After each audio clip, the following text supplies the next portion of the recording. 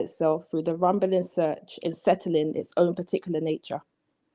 The tree expresses itself in its smiling green leaves, shaken branches, and sometimes hanging fruit.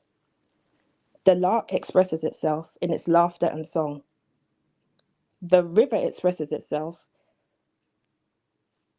in its gentle meandering unto the sea, and man expresses himself according to the idealistic visions of his nature. There is a scope for each.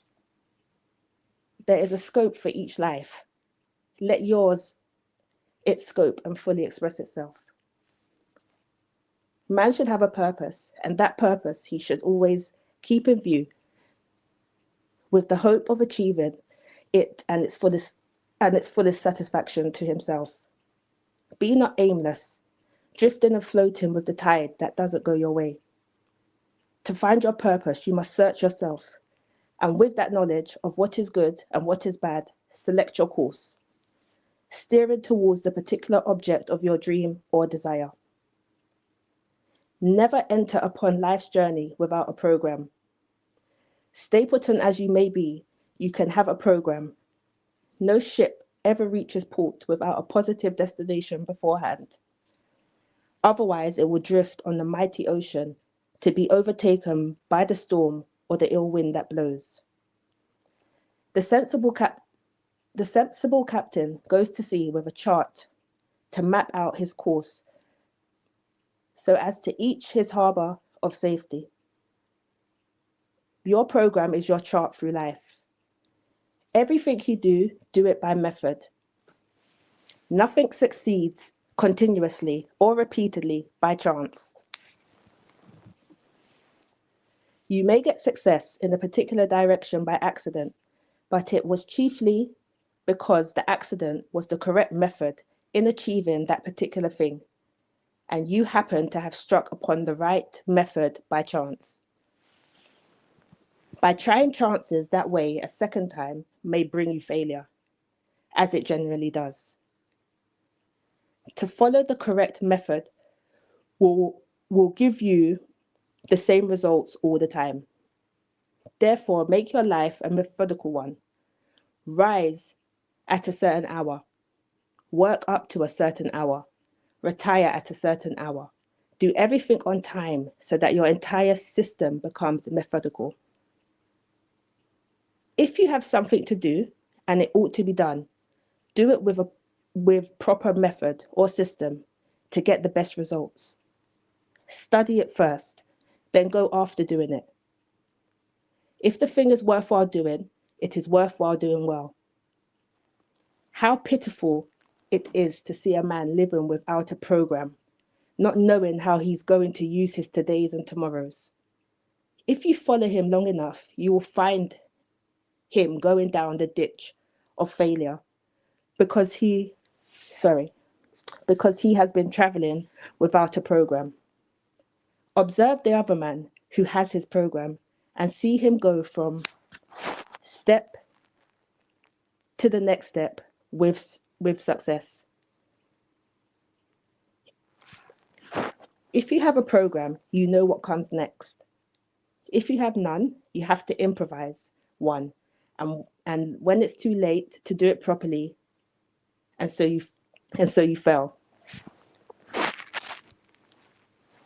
If you want to be 5,000 miles away in December and it costs you $500, to avoid being disappointed at the last moment, start in January to think about your trip and make arrangements for it, so that when the time comes, you will be perfectly ready.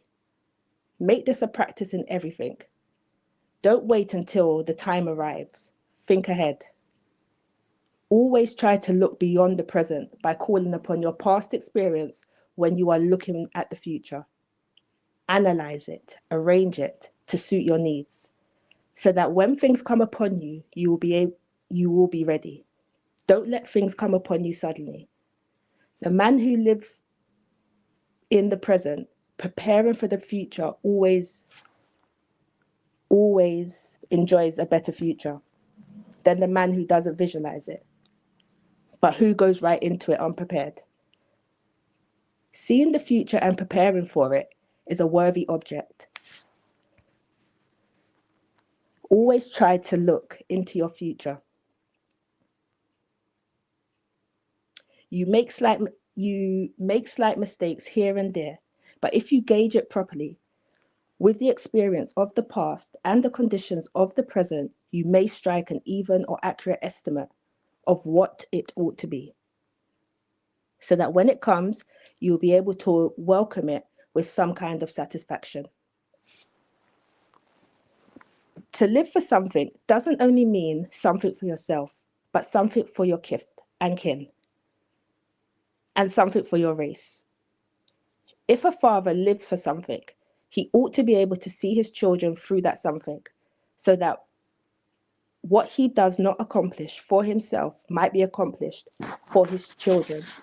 For instance, an industrious father lives with the hope of improving his social and economic skills. He would like to live in a beautiful mansion on the hill from which he can see the country places around, the valleys, dales, and lofty mountains. But he is working in a valley, living in a small cottage. He is growing older without his dreams realized. But he looks to his son and says, if I cannot enjoy this desire of mine because I may be too old, when the time comes, I shall make it possible for my son or grandson to live on the hilltop. That is living in the future. That is living for something. When the old man dies, the son inherits. And when the son dies, the grandson inherits. Inherits what? That which the grandfather lived for. This should be the policy of every Negro, to live for something to hand down to a son or a grandson, so that they may have life a little easier than their fathers before them. This is the way successful and great families have come into the world, and great races too. No Negro should be objectless or purposeless in life. Always have a purpose. To waste time on non-essentials is to be purposeless. Playing bone dice is purposeless. There is nothing achieved in the time wasted in doing it. No great fortune is granted. No art is accomplished. No structure is built, because it is a game of chance. Playing pool is a waste, because like playing dice, it is a game of chance. Sitting around and going from place to place without occupation is waste. Valuable time is going, and nothing is being registered by way of achievement. When one settles down upon a given or worthy idea or occupation, such as an engineer, architect, builder, farmer, poet, or teacher, he or she is working on something that may become tangible in results. It is from such tangible assets that we build fortunes. Find something tangible to do and use your time in doing it well. It is better that you be dead than having no purpose in life. Ella Willa Wilcott says, have a purpose, and that purpose keep in view. From drifting like a aimless vessel, thou canst to be self be true. You may have to correct me on that. The ship without a helm must founder on the rock. Why be such a ship? Why not sail through life like a bark whose helm is perfect? Be a captain with a chart in hand, seeing his port. As he sails steadily on, see your port, visualize it, and as the time comes, anchor in it. The dignity and pride of race. God made man as a complete and finished being. There are no flaws in him but his sin. The race of man, therefore, must be perfect in its physical origin. Hence, there is nothing to be ashamed of as far as species is concerned.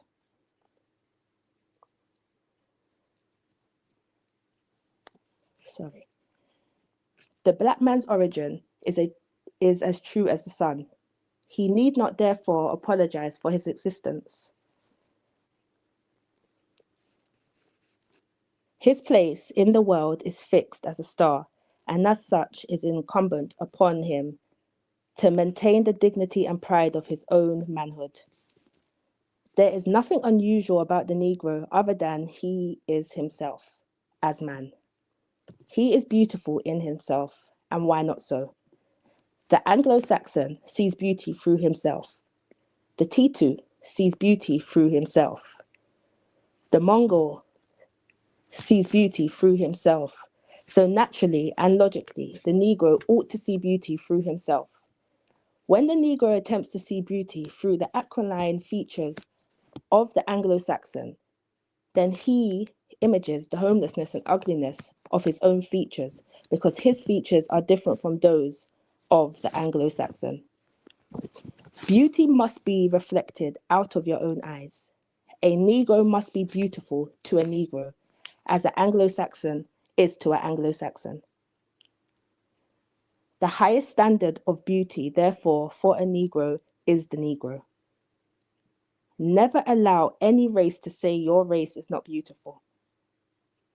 If there is ugliness in a race, it is in the other race, not in yours, because the other race looks different to you. To the Anglo-Saxon, the Mongol is ugly. To the Mongol, the Anglo-Saxon is ugly. Compare the Anglo-Saxon and the Negro, it is the Anglo-Saxon who is ugly, not the Negro. The long, sharp nose of the European cannot be considered beautiful against a strong, healthy, air-free nasal passage of the black man, who is free from those nasal defects that make health difficult. The thin lips of the European could not be beautiful compared with the strong, healthy, and developed lips of the African. These are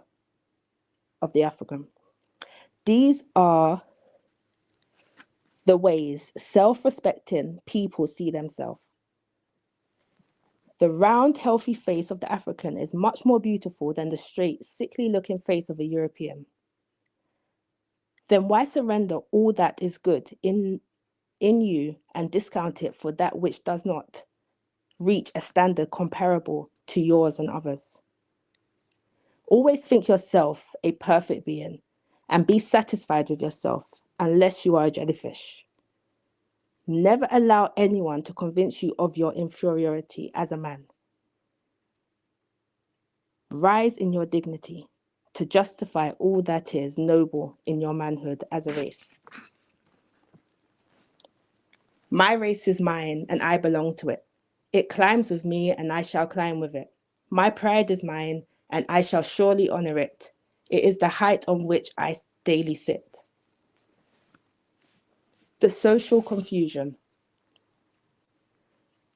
Man at his best in society is always quarreling.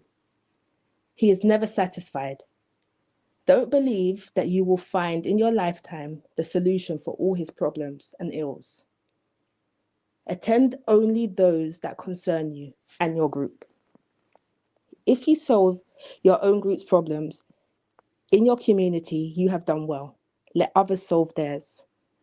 The time you waste running around with others and helping them in their problems, you are robbing your group of that much time to help them solve their problems. Whether a man is sober or drunk, he is a disagreeable beast. You'll find it so in every community. So search your man and tame the beast. He is never of the same mood all the time. At one time you'll think you like him, at another time you think you could kill him. Tame him towards the end of your own social satisfactions. For dabbling in the confusion of others will only make you more confused, and your divided energy will only tend to defeat the special purpose which you should have in solving the problems of your race.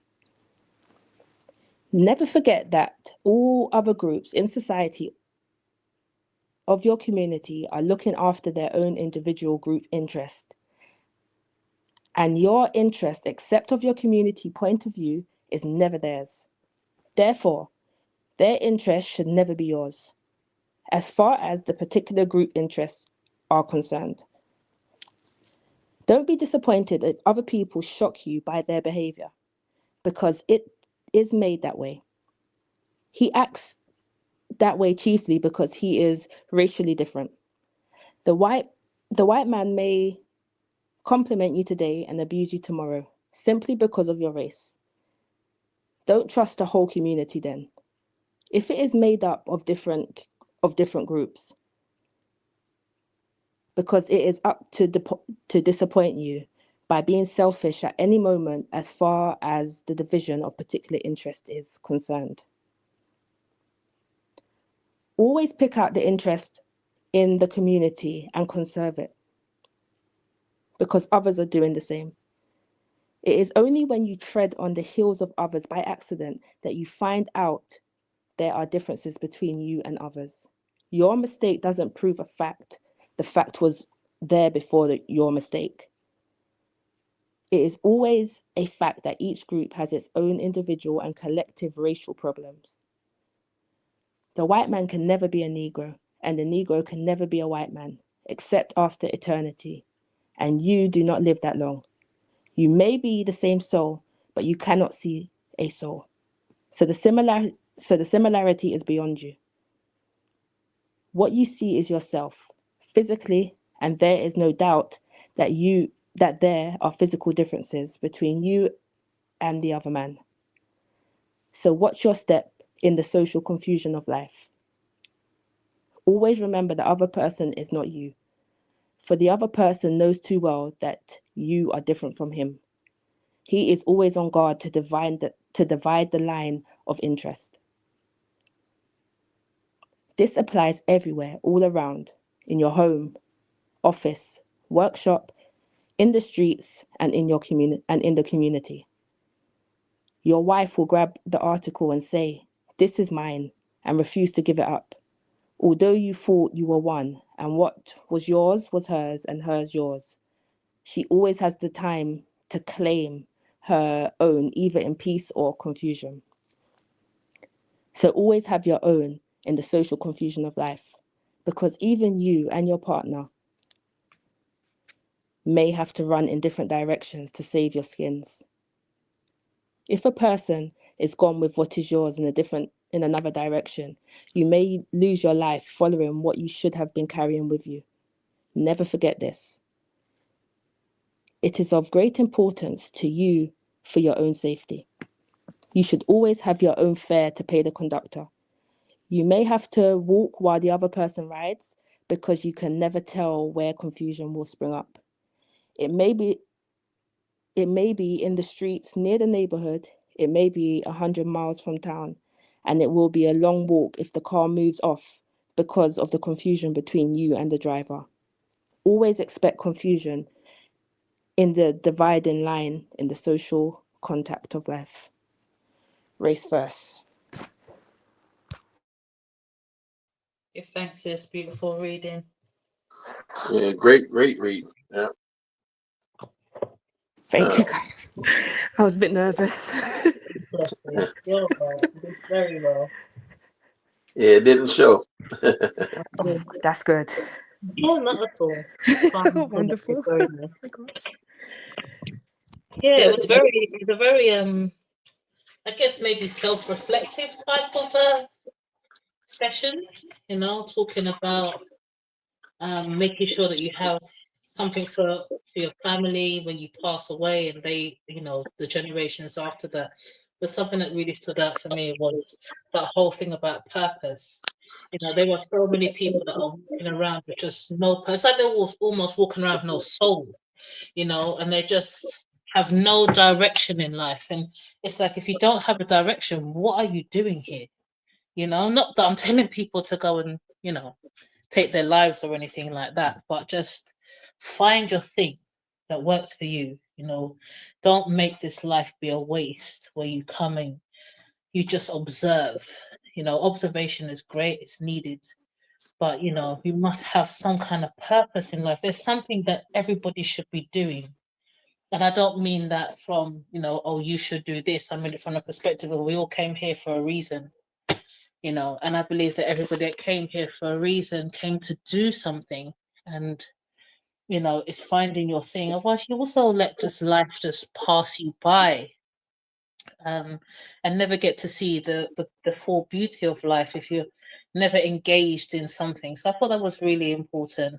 Um, as just to say one thing, but there was quite a few things in that chapter that stood out, especially about us looking better than some other nations and how dare they call us ugly, because we are a beautiful set of people, community and race, and a mighty one also. We just have to remember and know that for ourselves. So some very good gems in there that we can take away and use those to our everyday lives. Race first. Oh yeah, definitely. Race first. Yeah, I agree too with the. I like the part particularly about beauty. He pointed things out in a very principled way. Not in saying that people are ugly because they're of other races, but you should judge your standard of beauty according to your own makeup, your own physical outlook on life should be rooted in your own people, so that you don't want to. I've seen a picture before, for example, before I even go further. It was a picture of a lion with a wig on. Now you can imagine how silly that lion looked with a red wig on his head. Even though he has a beautiful mane and all these majestic features, going around with a wig on looks pretty ridiculous. But the same way when we try to, blonde, our hair and straighten our noses and all these things, trying to imitate other groups of people because we don't think we're handsome enough. Some people, to talk about Michael Jackson and all these other folks who went through different changes. Maybe some of the reasons, I understand if with the vitiligo or something, maybe, but some of that stuff, after a while, you look pretty silly. When you were naturally beautiful and perfect as you were, but somehow you saw yourself through the eyes of others, and you just weren't as close to the group that you were trying to impress, I guess. So you felt that you'd be, some of us even still psychologically feel that the more white we become, the more perfect we become, and that the light skin is beautiful and dark skin is ugly, and all these kinds of ridiculous things. When white folks been pushing that white supremacist idolizing of Europeans, while we um, revere them and their look, and we see them on TV every day, all day. We see them on coins and dollar bills and everything. White, white, white billboards everywhere is white, white, white, white, white. The symbol of beauty is white, white, white, white, white. Then we look at ourselves and don't feel, the same, satisfied, or that, we're, attractive enough compared to their standard. But, you don't compare yourself to, those folks, because, everybody has, features that fit their environment, so to speak, so for Europe, maybe, being in the cold cave-like regions, where the European civilizations began, maybe that was an ideal trait for their survival. Maybe the people used to say that the Asian community had a lot of wind in the Tibetan mountains, and a lot of them got the chinky eyes trying to close their eyes.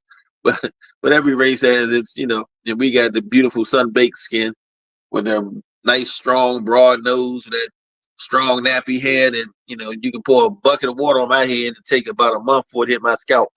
I got that good, thick, strong African hair. That hair that produces static electricity, that try to lay it down and it'll come right back up because it's just resistant. Not that fur-like stuff that other folks have. So you got to have pride in your natural beauty, and the stronger the African features, the more attractive. And once you begin to see things like that, you won't be trying to imitate some other group. It makes they really get flattered every time they see one of us trying to act like them or imitate them in some way. I do think there are times that we overdo the criticism of that.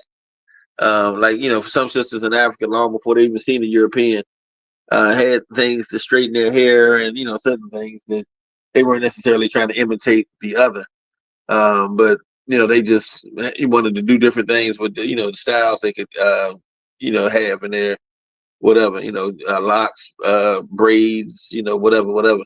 So everything it isn't always imitating, but a lot of times it is. And so, if we start off by having a positive self-image and understanding the beauty, in our natural endowments, then we won't be so preoccupied with trying to look like something we're not, and we'll definitely be a lot more content and happy in life with ourselves when we do that, rather than being like some of those folks. But also, I like the part about purpose of life. You kind of start whether from the beginning, what is life, what's the purpose, and what we how we express ourselves in life actually is the measure of success in life.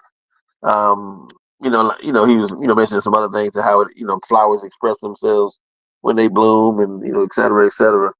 But what is our purpose? If we know it early enough in life, if we really are aware, like speaking again of Michael Jackson, he knew he wanted to sing at a young age, and that became his thing. He wanted to heal the world, musically or otherwise. But once you know your purpose early enough in life, and not, floating around aimlessly, drifting about, just existing, but not really living for anything or doing, for a cause, but just because, it's a kind of a weird, way to go. And by the time you find out, this is what I like to do, this is what I'm good at, this is what I can be successful, and and doing something, this, and you 60, 70 years old, it's kind of late. You never got to express the fullness of your potential in that area. But if you can figure out early enough what you really want to do, what you feel like you are on this earth to do, then yeah, that definitely guides you into making better decisions and being more methodical and deliberate about the choices you make in life. Because if you fail to plan, you're gonna plan to fail, and so it's important to know what your purpose is. And they say life is about eating, drinking, and being merry, which that it is to be enjoyed, but it also is to be lived for some productive purpose aside from just eating, drinking, and being merry. And everything that's going to happen, it's happened already, so it's nothing to really fear.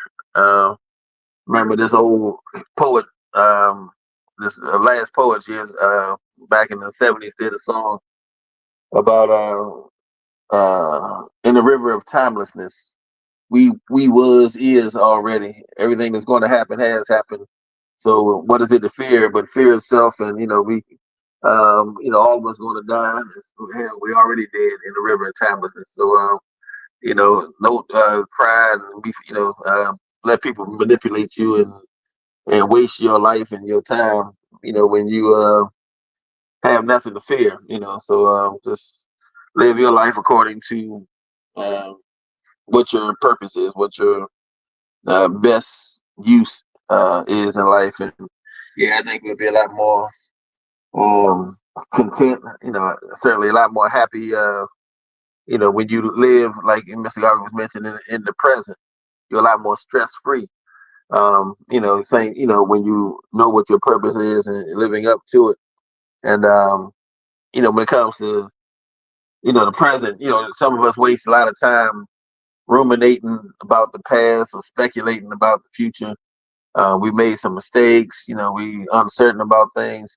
But if you had a shady past and you focus on today doing the best you can, and then you focus on tomorrow, the same way doing the best you can, over the course of a week, 2 weeks, a month, your past is going to start looking a whole lot better. And your prospects for the future are going to start looking a lot brighter. And you'll be a lot more happier in the present.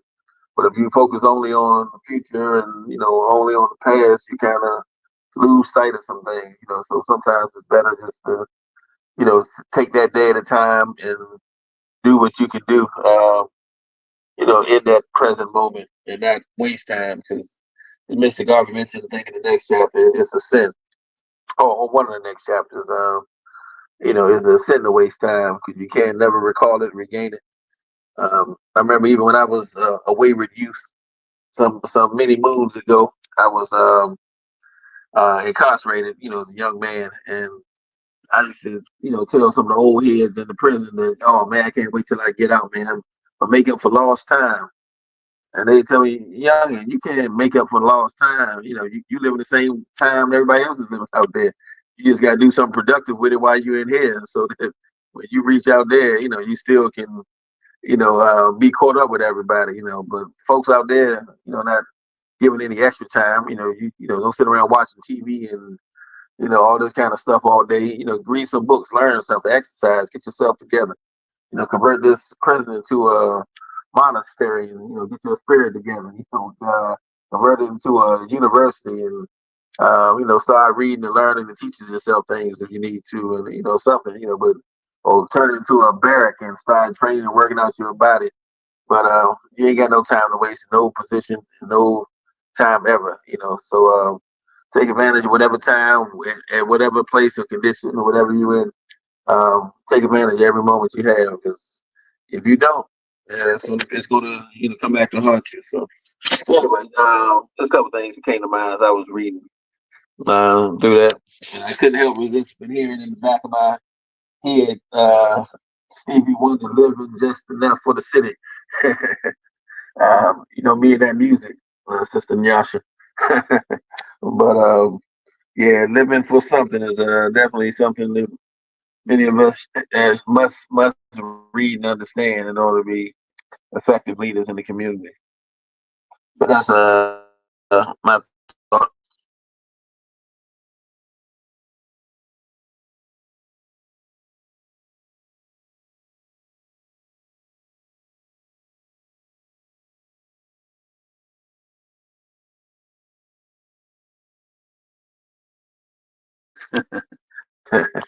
um, yeah, another piece I like too that was mentioned was always think yourself a perfect being. And y'all notice, some when people ask me how I'm doing, I typically say perfect, if not better. And I remember getting that from an older guy some years ago. Um, he had, first used that expression. I thought about it. I asked him what was the nature of that comment. How did he mean he was perfect? Nobody's perfect. And then he kind of explained some things to me that, if you think yourself to be a loser, I guarantee you'll succeed in being one. And but why not think yourself perfect? Why not try to be the best you can be? And if you believe it, you'll achieve it. Perfect is all in the eye of the beholder. But something is a perfect student, so to speak. You might think is just an average, mediocre, or But if I was taught 2 plus 2 is 4, and you test me and I say 2 plus 2 is 4, then I'm perfect. I did something perfectly. I may not be perfect in every single way that somebody else may think. Uh, Perfect people should do this, or perfect. This is imperfect. But as long as I'm striving my best to do everything that I know to be perfect, then I'm in good company. I'm in the perfect zone. So you always think yourself to be the best, which is perfection. And some people believe we were born in sin, and all of us are doomed to hell and all this kind of stuff. But that's not the opinion I keep. I'm the one who believes you can reach some degree of perfection. In what you profess. Just like some ask me sometimes about Mr. Garvey. You act like he was perfect. I say, yeah, absolutely, he was perfect. They say, how was that? I said, well, according to the Bible, Jesus was perfect. No, not one Christian on the planet would disagree with that. He was the perfect man. He was, did everything right according to the Bible. So Mr. Garvey did everything right according to the philosophy and opinions, which is my Bible. So if he executed the program of African nationalism on a level of perfection that he did, perform miracles like no one in the history of the world has been able to. He's the gold standard, standard bearer of success under duress, who was blessed to do more with less. And as far as I'm concerned, he was infallible in that regard. And you ask me on some other kind of level, morally or academically, I don't know. Where you can say what you want, but as far as I'm concerned, what I'm judging him by is according to what he um, did and what his expression of life.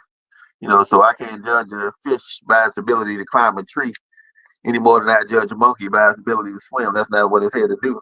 But Mr. Garvey was an African nationalist, and he taught and practiced African nationalism perfectly. So as far as I'm concerned, he was infallible and a perfect man, just as Jesus was morally and according to the scriptures that he read, he practiced the law as best he could, perfectly. So it's all in the interpretation. But strive to think yourself a perfect man, and you will achieve it. But do less than that, and ain't where I'm all right. That's what's gonna happen. I yield. Yeah, so I also just wanted to chime in and just say some of my takeaways from this lesson. And I think the first thing was just like higher purpose, just not living life just on a survival mode, which we kind of, well, me personally, I could talk for myself. I kind of can sometimes get in that little way of life, working and stuff like that. But like obviously, achieving something that's more meaningful for yourself and for others. So that's one thing. Um, I'd also say racial upliftment, as always, um, leaving a legacy and having an impact, um, leaving something like what you said for your children and their children. Um, I think that that's one of my life goals as well. Um, and also just having faith in yourself and in your future, like being able to believe in yourself. I think that those are my key takeaways from that lesson.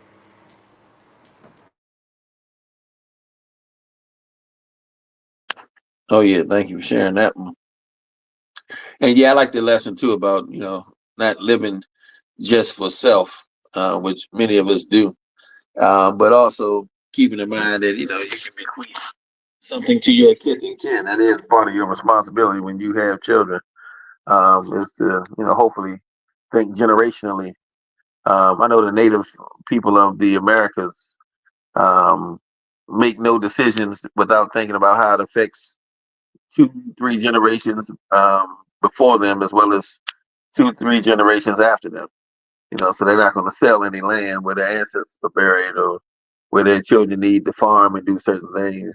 They maintain, certain systems and orders, in order to, by thinking about how it's going to affect several generations ahead and how it will, be, regarded by several generations behind.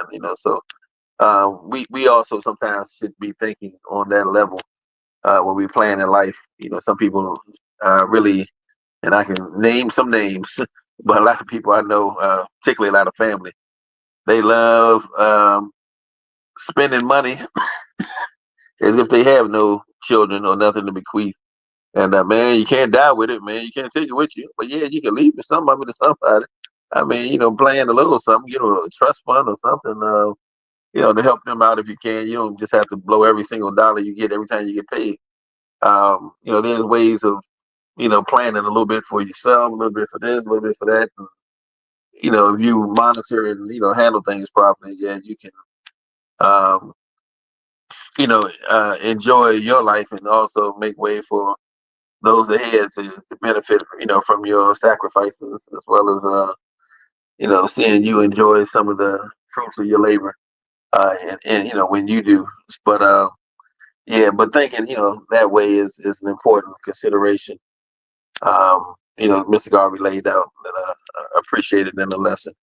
Something else you had said that I was thinking about. I can't remember what it was now, but it gave me another thought too. Um, oh, I think it was dealing with the higher purpose, and it reminded me some years ago people had asked me what I thought. I think it was coming from a church service, like a funeral or something, and they asked me how I felt about the afterlife. But I told him, I'm my personal spiritual belief in some sense is that um, we're not we don't have an afterlife. As far as I'm concerned, what we're living right now is a pre-life. This is like dress rehearsal for the life to come on the spiritual side. So when we shed those fleshly bodies, we'll have proven ourselves on this physical plane, whether we are any good, for the battles ahead, and whether we are tested here. As they say, we soldiers in the army, we got to fight, although we have to die. We got to, shed this thing. So at some point, when rehearsal's over, which we're living through, we proven in ourselves loyal and worthy, in principle, to the spirit.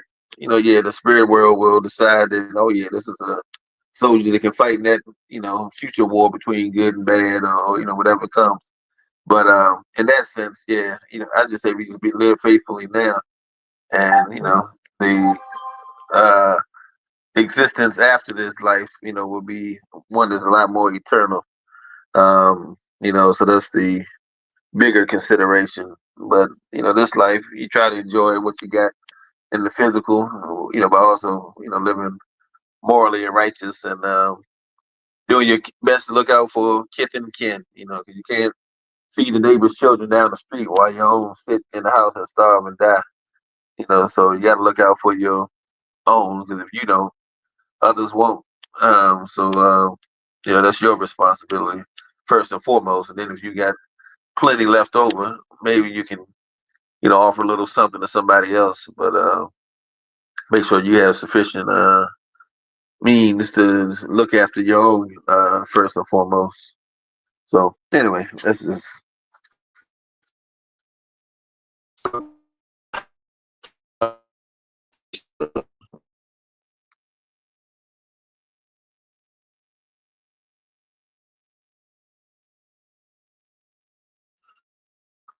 what's going on, Sister Josh? Are you cooking again? I was cooking, but I'm not cooking. I'm here. I'm here. I'm here. I don't actually have anything to add at the minute. I think I need to. One second. Okay.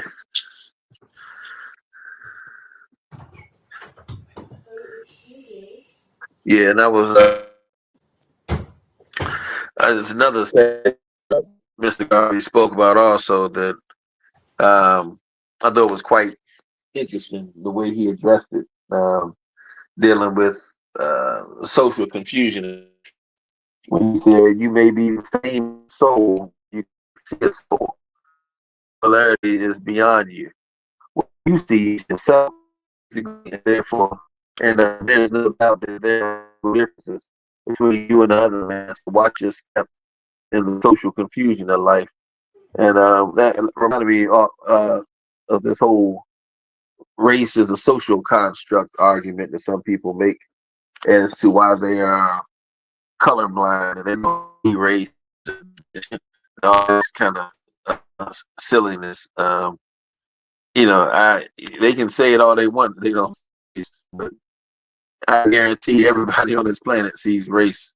They may not try to elevate it more than others might, but your body is, even the colorblind can see race, um, uh, quite distinguishable, and not just because of color, but fullness of lips, broadness of nose, nappiness, and the kinkiness in the hair, etc. Everybody acknowledges race, and race may not be a scientific designation; it may be a socially constructed definition, classification, but it still has to be recognized, and for no other reason than the fact that racism exists. One group of people who fits one phenotype or one physical description or classification in this term race has deemed everybody else who doesn't fit that classification an enemy and deemed them worthy of subjugation and enslavement and colonization and manipulation, and really don't consider them human. Consider themselves supreme, like they've evolved, and we're closer to the monkey, and they've evolved from the dark black monkey to the pure white angelic, European. So somehow they're better than us, and they should be leading and more intelligent, and all these kinds of things. When nothing has proven that to be true by any stretch of the imagination, from their own science of genetics, showing who's dominant, who's recessive, to some of their physical inabilities in sports and academics. The biggest uh, way to, or the easiest way, I should say, to debunk white supremacy is just look at Donald Trump. His foolishness debunks white supremacy faster than anything on the planet. Nothing supreme about that one. But yeah, they somehow think they are superior, and then that you should be um, controlled or regulated or some kind of way um, used and exploited.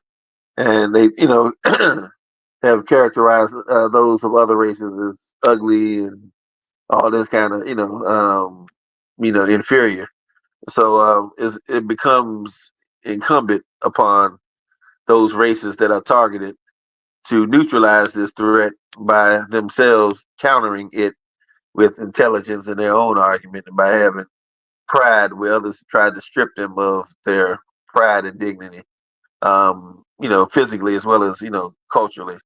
Um, but anyway, yeah, we ought to come together as a people who have been um, targeted and assailed by this group. We ought to come together and defend ourselves and protect ourselves and nationalize, in our own interests. As the U.S. preamble say, provide for our common defense and promote our general welfare. Secure the blessings of liberty for ourselves and our posterity. So those who are again, targeted by these neo-Nazi white supremacists, wannabes. Um, we really need to know how to consolidate, come together, and do what's best in our own interests, just like any other group would. If it wasn't racism, it could have been heightism. Uh, it could have been some lunatic, who was 5'3" going around saying everybody 5'8" and taller are the devil, and they need to be enslaved and killed and beaten or whatever, and they're ugly. And if a fool went around with a group of shorter folks and went around attacking and slaughtering and enslaving all taller people, then all taller people in the world should come together and learn to love and respect their height and protect one another and circumvent the discrimination and savagery that they're facing from these psychopath short people, and begin to defend themselves and find an environment to neutralize the threat until they are independent and free of that kind of nonsense. But whatever classification, since race is what they chose, race is how we're going to come back and protect ourselves. So race first is a real simple thing that some people complicate with tribalism, and they want us to think that the problem isn't race or racism. The problem is culture. Well, culture is important, and it's useful and beneficial to those who've been stripped of it. But it's not the solution. 'Cause we had culture when the white man came. They still dominated and subjugated and took advantage of us because we had so many different cultures. We had the Fulani, the Ashantis, the Wolof, the Yoruba, everybody. When they came for one, other groups didn't flock to their defense because that's a different tribe, that's a different people. So we ain't that ain't our problem. But what they didn't realize is that they came for them at night, they coming for you in the morning, not because of your culture, but because of your race. And since they deemed our entire race, you know, uh, worthy of their, enslaving, we should have thought as one race and put race ahead of tribe and culture and religion and everything else. But somehow we, put all these other things first, and they took advantage of us because they didn't come over here as cultures; they came over here as one race. They had, different, nations and etc. But when they came over here, it was white against black, and that's all they saw. and we were, just seeing, nation, tribe, etc. So, at this day and age, now that we see the game a little better, we ought to start thinking race first and learn to protect and appreciate those members of our race, even if they don't appreciate themselves what's going on. The more of us that is around to protect one another, when they do finally get it, it'd be another brother to watch your back or sister to watch your back. So anyway, I just want to make that point. But I'll open the floor for somebody else to run their mouth.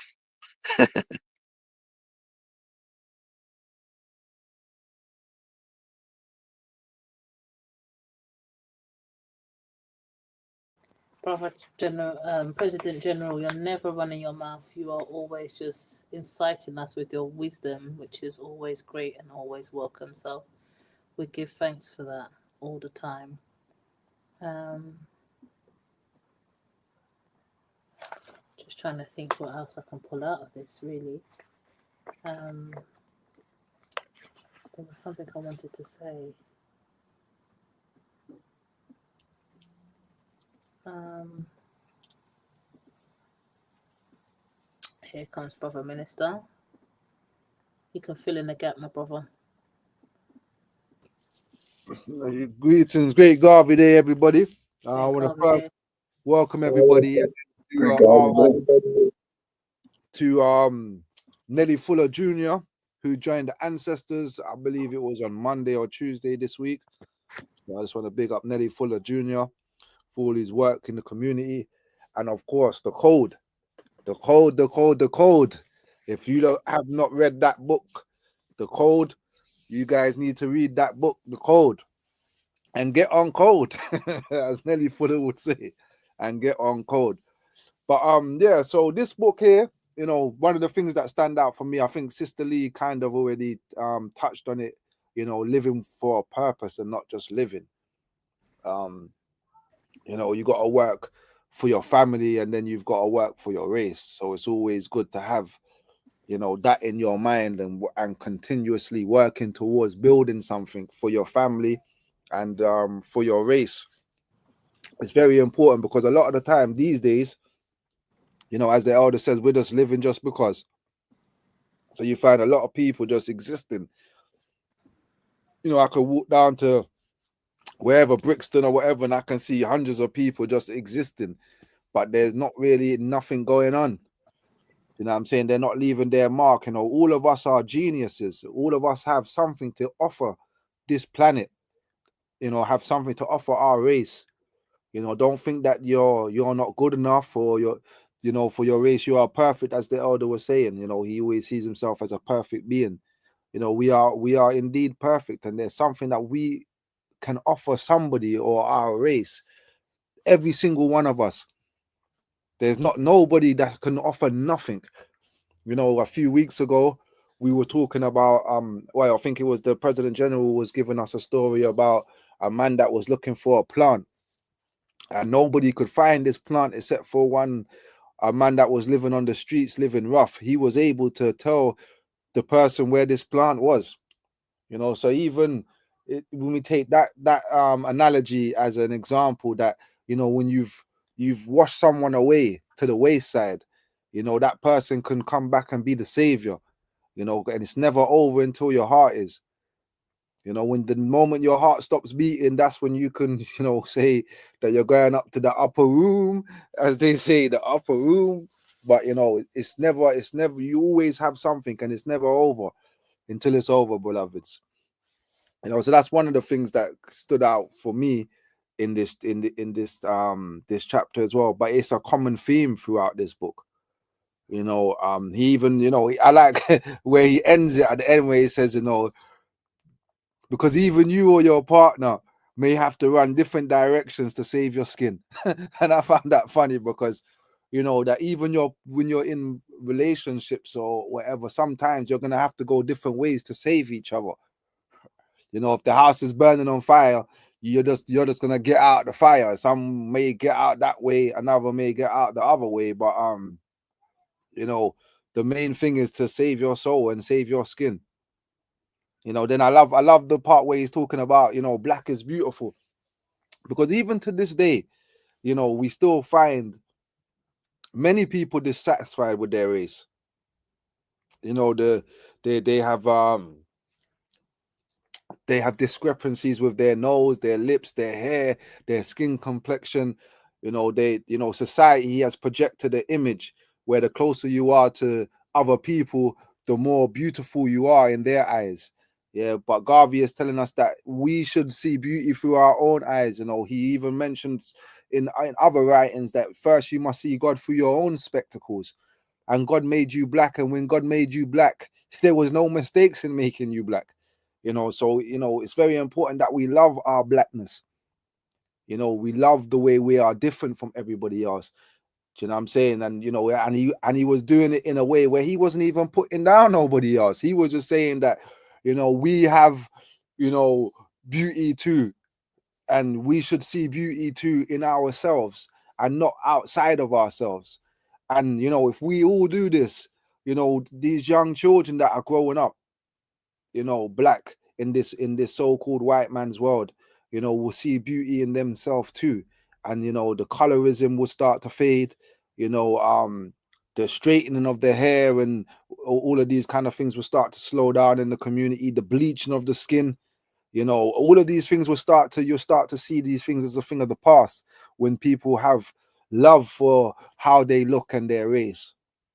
You know, a lot of people feel like, you know, black people haven't accomplished nothing, so they don't see no beauty in our race. But we are the first of everything. We are the ones that brought civilization to the world. We even brought civilization to the world twice. Because when you look at when our grandparents came to the UK, for instance, we taught these people how to bathe their skin again. We did it already with the Moors, but I guess they forgot. And then we taught them again in recent times, which I guess they forgot again. Because if you go on that train in the morning, we definitely didn't teach them enough. But, you know, we taught everybody at some point in time in histories, we taught the world mathematics, science, and all things. So we should be proud in the race that we're a part of. We shouldn't see it as a badge of shame. You know, no, we should see it as a badge of honor, because our hair is the only hair that grows to the sun. While other people's hair grows to the ground, our hair grows to the sun. We are the only people that carry this type of hair.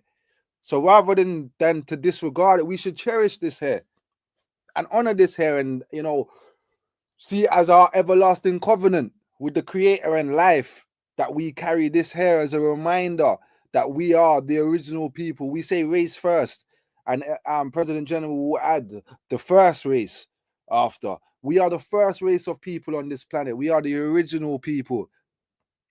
We call them top. We're the top of everything, top class, the original people. You know, we are the first. From us, all people came, even. You know, that is a theory that some of our scholars has pushed out into this world, that from the black woman came all races of human beings. I'm not 100% convinced with that. However, I do understand that from the black woman, all shades of people can be born. I've seen it. I've seen the black woman have dark skin children, midnight, blue, black, and I've seen them push out white, pale children, and they're from the same families. I'm even, as I'm speaking, I'm thinking of two sisters when I was growing up. One was very dark in hue, and the other one was very light in hue, but they had the same mum and they had the same dad. I should hope, anyway. Do you understand? But we know that from the woman, from the black woman comes all people or all complexions. I'd rather say that than people, because I'm not convinced that these Europeans come from us.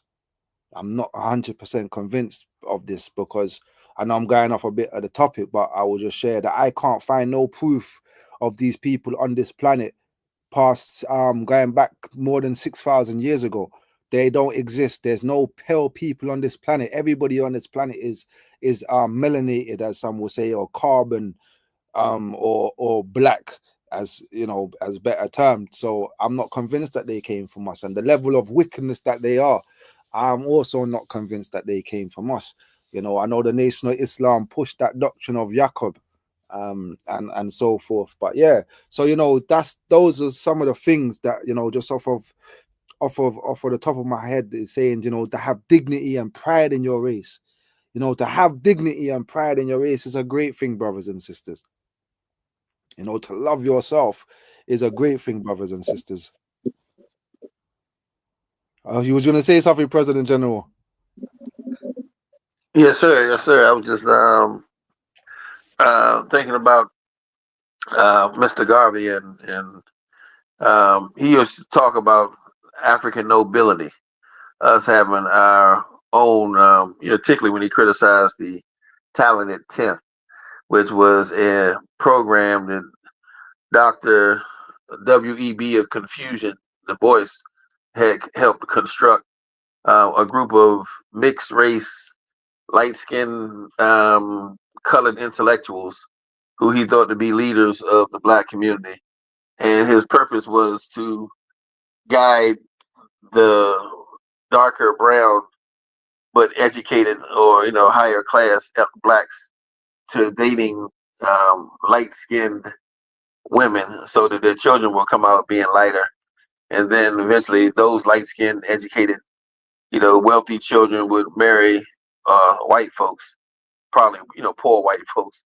And then their children would come out being, whiter, and until they can bleach out the entire educated leadership of, the black race. And basically he was trying to assuage the Europeans by saying, okay, we're going to appease you all by stop worrying about the browning of white America, and we're going to bleach out black America for you.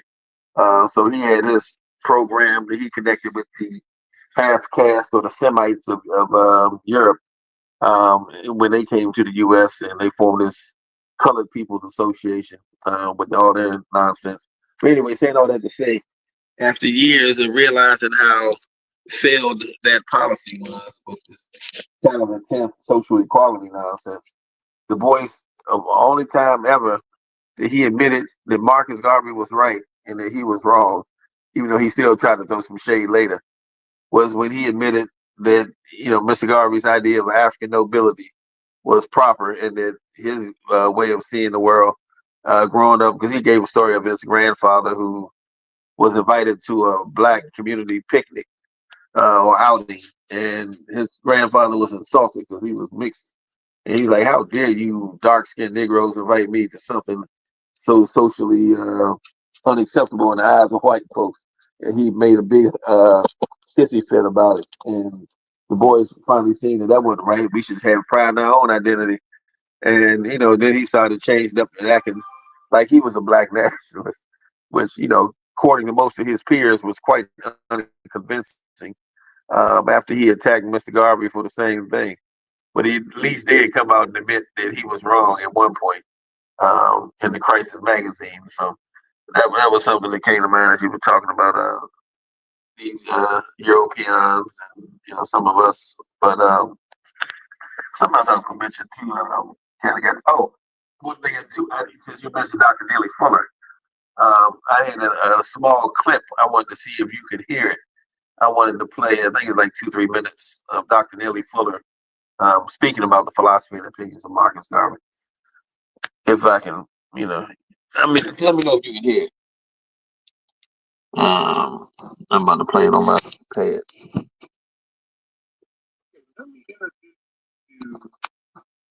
Some and present to others, Mr. Neely Fuller Jr. And he comes to us live from Washington, D.C. every week at this time. And Mr. Fuller, first of all, good morning, and how are you? Good morning. I'm still learning. You are still learning. I was going to start the show off with a question, but I think I'll go ahead and do what I usually do by asking you what you'd like to start today's episode off with. Well, I usually kind of start my day by mostly kind of glancing through the newspapers, the daily paper, whatever daily paper is available. I have to be looking at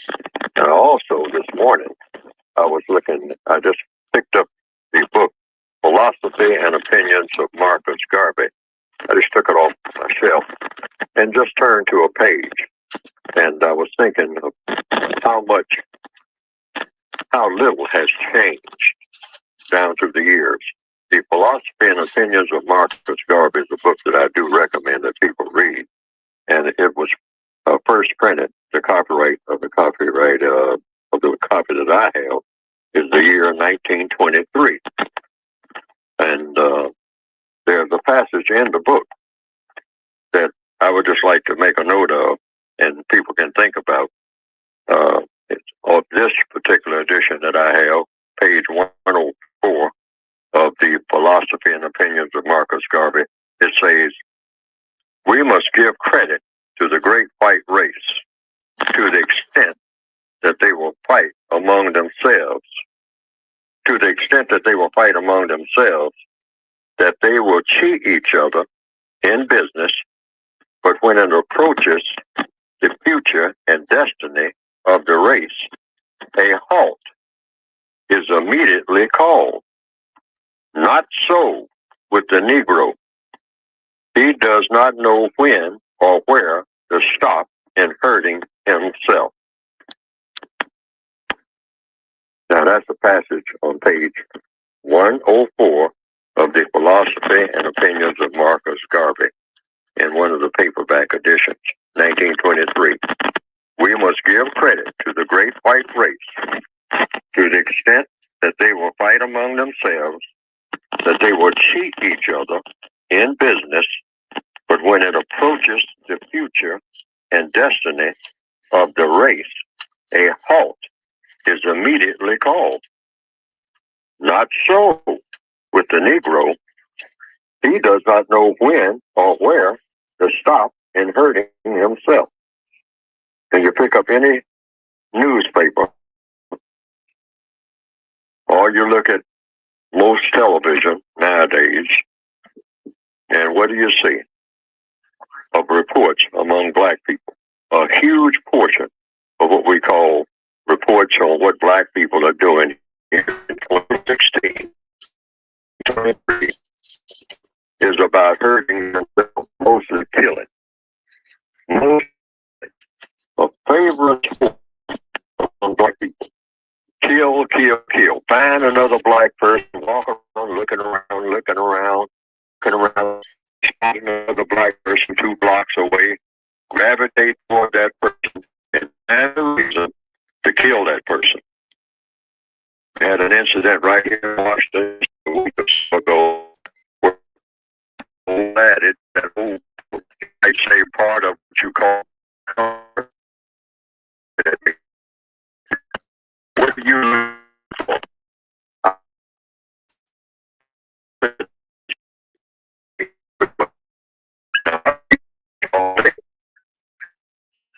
People look at you.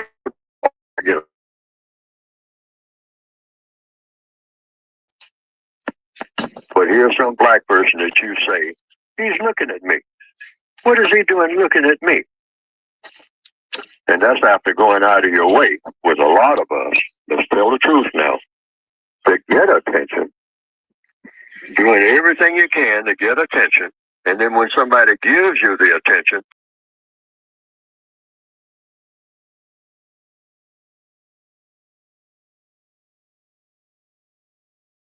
Oh, we lost President General. Yeah, I'm not sure. Maybe he's got a phone Internet, call. yeah. His internet was going. Yeah. It was chopping in and out. But you hear Nelly Fuller. Nelly Fuller is don't play around, man. Telling you, one of the greatest scholars we've ever had. We've lost a great one there. Yeah. We definitely lost a great one. But you know what? Nelly Fuller was the one that taught Dr. Francis Cress Chris Wilson. Wilson, yes. Yeah. You know what I mean? And she was brilliant. His president's back. Oh yeah. Okay. Did y'all get to hear any of that? Yeah, we heard it, but it cut out at the end when you left. Oh, okay. Oh, But okay. we heard a good portion of it. It was kind of going in and out with the internet, but yeah, Oh. we heard it. Thanks for that. Yeah. I'm gonna look online for that and try and I put it in the group. The link in the chat. in WhatsApp. in the this chat we had right there. Okay, I haven't seen it. Nah, I'm going to that. I ain't get it yet. Oh, okay, okay, no problem. Yeah. But yeah, he makes a brilliant point. We do so much to get attention, and then when people look at us, we're looking at what you look, but you're doing it for attention. It's the mentality of us. We really need to change that mentality. Mm. You know what I mean? We definitely need to, to reprogram ourselves from that slave mentality where we hate our brothers and we hate our sisters. Because ultimately, that's stemming from self-hatred. Because if the white man looks at you, you're not gonna ask what's he looking at. But the moment your brother or your sister looks at you, you have a problem with somebody's eyes looking at you. You know, I've always said, have you ever seen how two dogs? I don't know if people have been dog owners or people are aware of when two dogs see each other on the street, their first reaction is to fight each other, is to let them know whose territory this is. There's only room for one dog, and the dog is gonna start barking at each other and wanting to fight each other. Sometimes we display that same kind of behavior when we see other black people, especially while we're young. Once we get older, we give them, I call it the black man nod. We will just nod each other. Yes, sir. How you doing, black man? But that's the older we get, we kind of realize now that, we don't need to be, screwing up each other's faces at each other and all of these things. It's be better if I greet my brother or if I greet my sister with a simple nod, or hello. Do you know what I mean? Or heavens high. So yeah, definitely. Nelly Fuller was a brilliant thinker for our people. Brilliant thinker. We lost, like I said, we lost a great there. I think maybe that might be the next book that we do read. The Code. I think it'd be important for us to read that. But Sister Laura, I see you're on the call. Greetings to you. You haven't said anything this evening. Is everything okay your side? Are you with us? Yeah, I am. I was taking the niece and nephew for ice cream, but I'm listening though. Okay, so no ice cream for the President General and myself. Oh, wait, no ice cream for our sisters on the call. Well, whenever you make it to Florida. You see, but our President General will be there shortly. You think you Okay. can get away with that? Oh no, my sister. Yeah, I'm booking the flight now. All right. We'll be in there about 3 hours time. Well, actually, because I'm visiting because I have an art show this week. So Okay, you have an art show. yeah, Nice. yeah. So Nice. mm-hmm. Nice. Yeah, we were Yeah. just talking about the so go ahead, President General. Oh, I was going to ask if Sister Laura saw the Basquiat's Marcus Garvey painting before. Oh, I got a Marcus Garvey at a show right now. They're supposed to do something with NBC on the 11th. Oh, So really? let's see if they use that one because I gave them a few. Yeah, I Oh, think okay. the topic is like freedom or something, so they use that one and like two others. Oh, So wow. we'll see. Yeah. Yeah, that sounds good. What did you say? The Mm-hmm. 11th of when? This month in a few days. Okay, on Tuesday. Yeah. Yeah, Yeah. we want to catch that if it becomes available. I don't think I've seen any of Yeah. your artwork. I have Yeah. sent you something. I have sent Did you. you? I have. Oh, okay. I have Okay. sent. Yeah, I might have to. Yeah. What? How you send it through email? No, I think I just posted it in the president. Oh, in the group. Yeah, Oh, I think so. But oh, she's okay. on the Instagram and things like that. Go and shout out your Instagram, my sister. Uh, is naturally underscore Laura underscore Ann. Mm-hmm. Okay. I'll send the link in the group as well, so you can find it. Oh, okay. Yeah. The show actually goes to April 30th, but they're doing something special for Black History Month. That's all. Yeah. Donald Same Trump ain't thing. telling them to stop. No, I'm saying just in case anybody's in Miami, it's at the Scott Galvin community center. It's pretty big in there though. It's not like a regular community center. It's like I think it's like funded by the city or something. Yeah, I was just messing with you. I said Donald Trump has been stopping all government Ah, employees from having Black History Month programs, and no, I mean, but it's still going on because I got another one too.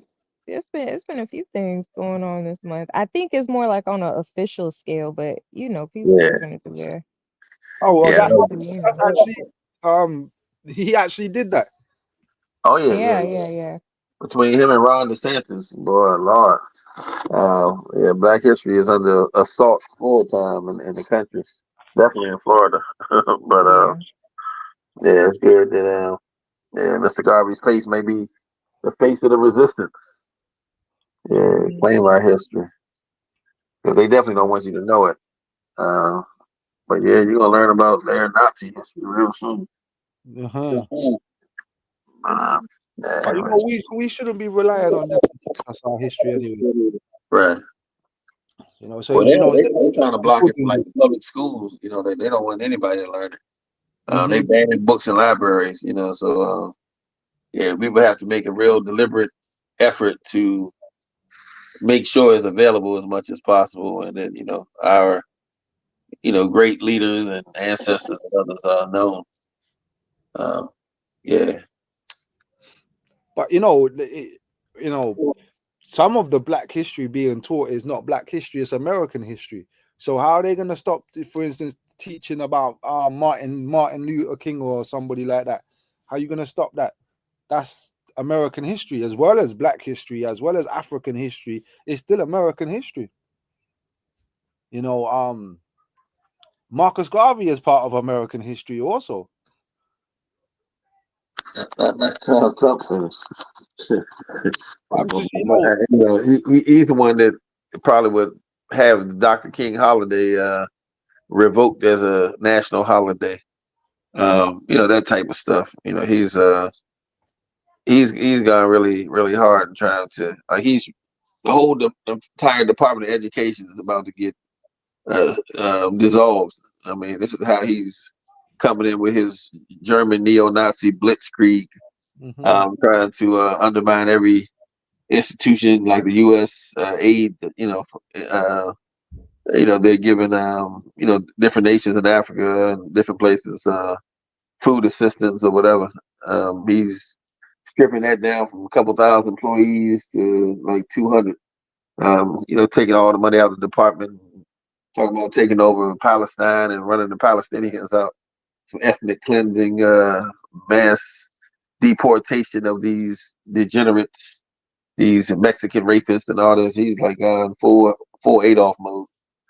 So yeah, I'm not surprised anything comes this way. That's why I was thinking for our What next did what book. did he say? He said he wanted to turn Gaza into a American Yeah, Riviera or something. Riviera. Yeah, he's gonna make it another casino town or something. Um, crazy, crazier than a Betsy bug. But that's the new world order, So that's his, way of working with all other dictators around the world, South Africa Mm. and wherever else he can, find some racist white neo-Nazi supremacist type folks. Make I sure. see him speaking about South Africa. It's talking about the white people out there should get the land or they should come back to America. You will grant them asylum or some crap. I see. No, he was trying to make them refugees so that they can make laws to reverse what they were already doing. Remember, they were trying to give back the stolen land to Black people.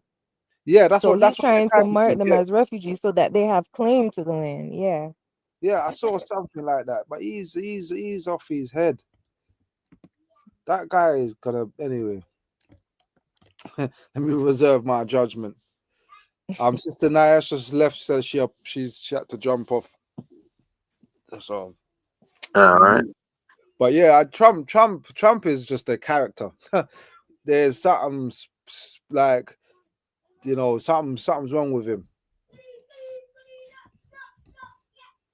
Yeah, yeah. He was dropped as a baby or something, but yeah, he's it really is family of a bunch of refugees coming to the country.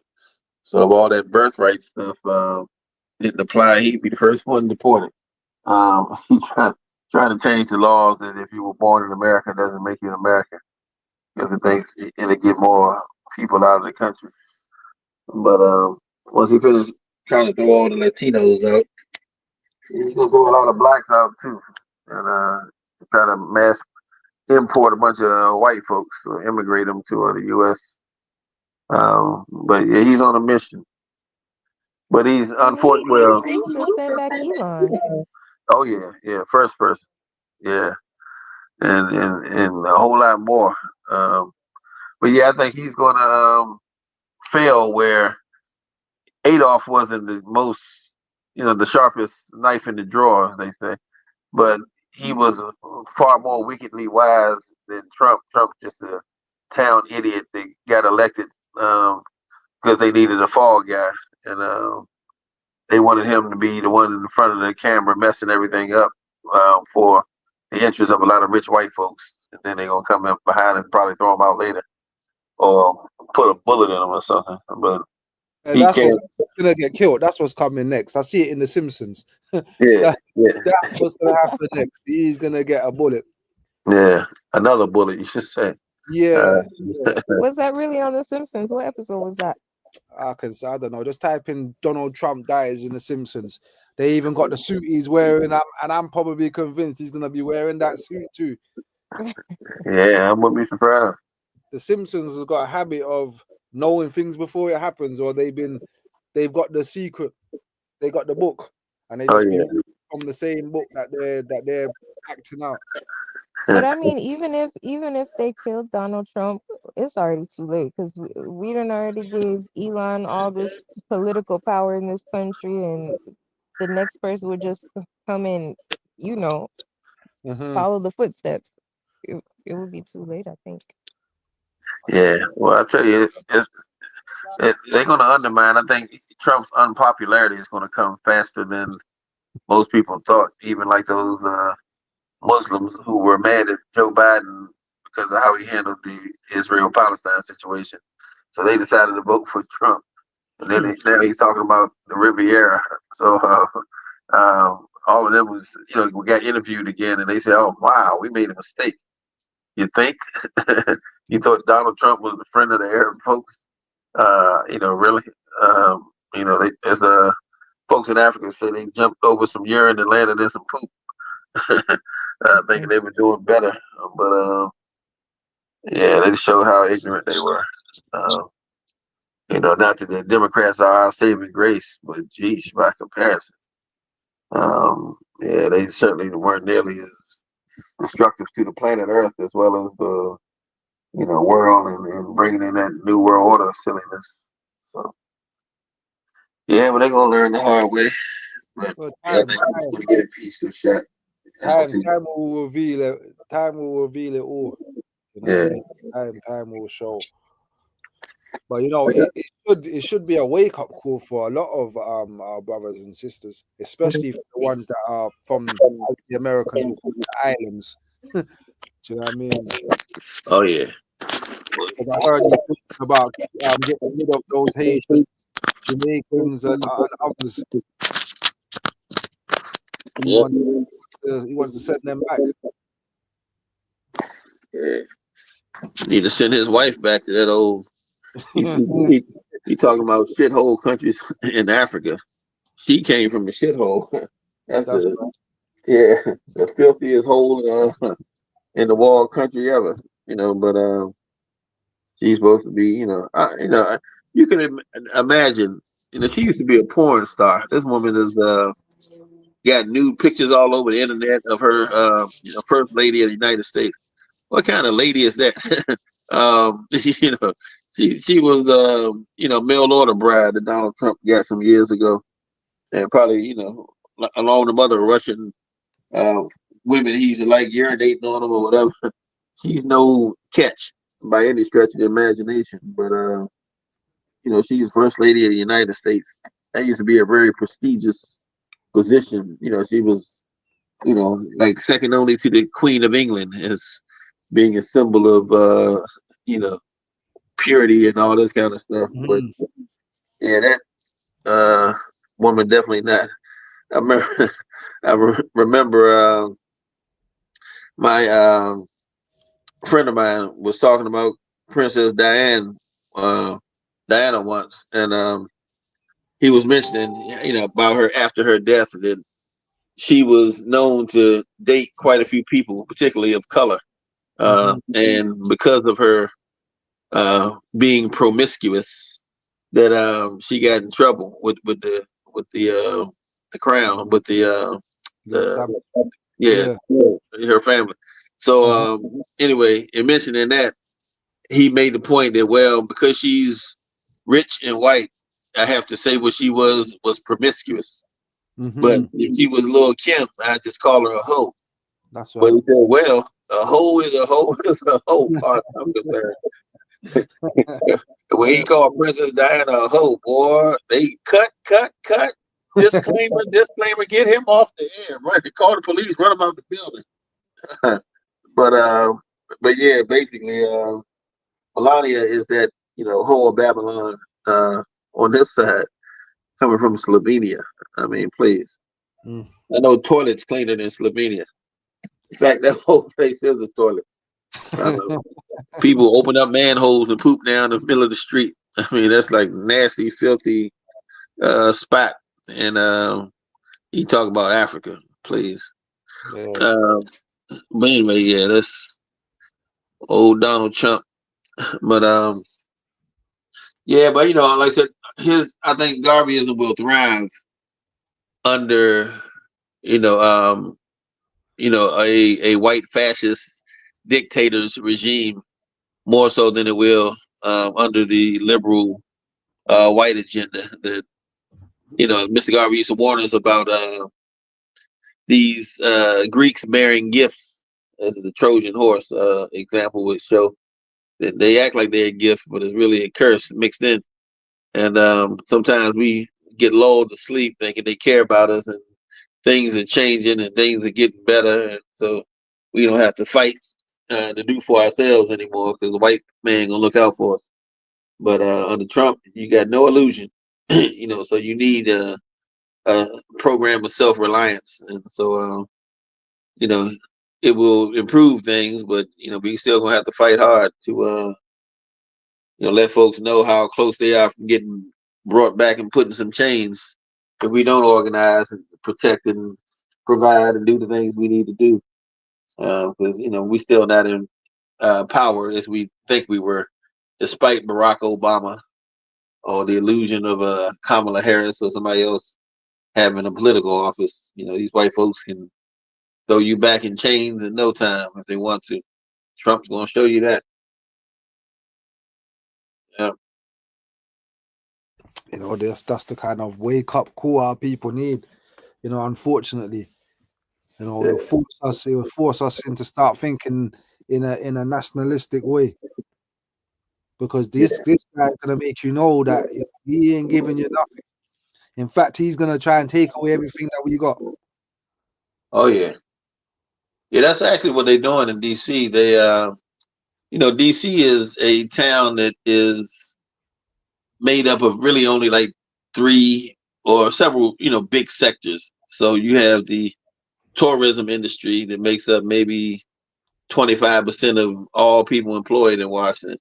Then you have the federal government that probably is about another 50% of the people, in Washington. When I say tourism, I mean like the hotel, hospitality, and all that stuff. But yeah, but certain things in DC, even the DC government, because it has a lot of offices and agencies in order to, provide for the capital region and all these big, facilities they got to guard and protect and agencies they work with. So DC government hires, probably about another 10%. But anyway, what Donald Trump trying to do is saying anybody who's black and work in the government is a diversity hire. They were only hired not because they were qualified, but because they're black. And so he wants to fire all people who were hired because they were black. and automatically just assume they're not qualified, and then get rid of them. And then he tried to do this little buyout deal with everybody who's been working, who might get fired. You know, he let them get paid up until September, and then he's going to fire them. But basically, he's trying to run all the blacks, out the city with the good government jobs, and then run all his redneck army in and take over the city. And a lot of little stupid things. He's trying to take DC statehood away. Not statehood, but autonomy. Because the DC is like a federal city that has no senator, no congressman to really vote for them. So, but they have, a mayor that has some kind of sway, and they get a vote. But anyway, he's trying to strip them of the little bit they do have, and so take over the city, had the federal government run it, because DC has a few votes in the electoral college to vote for president. So he want to strip them of that. And anyway, it's like little dirty anti-black things he's coming in doing in the first 30 days already. So yeah, his agenda is pretty vicious. But we got to be prepared for it. 'Cause, yeah, a lot of the Jews were financing the Holocaust and making money on the side, and didn't give a damn until they started to smell something. They wondered what was cooking and found out it was them. That Adolf was making some Jew cookies, as they used to call them. And them Germans were, man, they were ruthless. I remember seeing how they used to have like a pickup truck or a box truck, like a U-Haul truck over here. But they would get a truck, paint pictures of little children on the side, make it seem like they're giving away candy and ice cream. They coming through the Jewish neighborhood with their trucks, and playing the little kiddie music, ding ding ding ding ding ding ding ding ding ding, and kids would come run up to the truck. Ooh, candy! Come on inside, kids! Come on in. And they'd pack as many of them in as they could. Close the door.